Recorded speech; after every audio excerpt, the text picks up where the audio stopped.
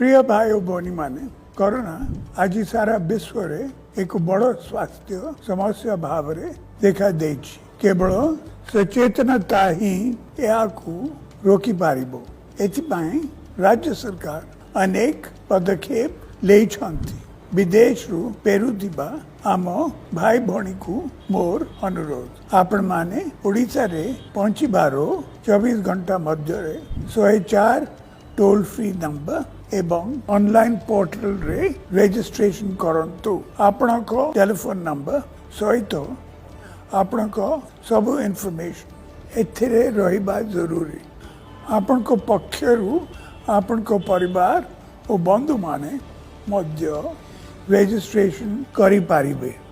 आपण को मोर अनुरोध, विदेश रु फेरिबा परे निज घरे 14 दिन अलगा रहंतु।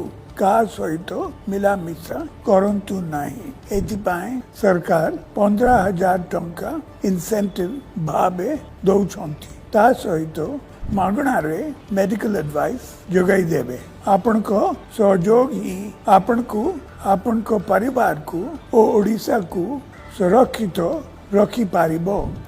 धन्यवाद। नमस्कार।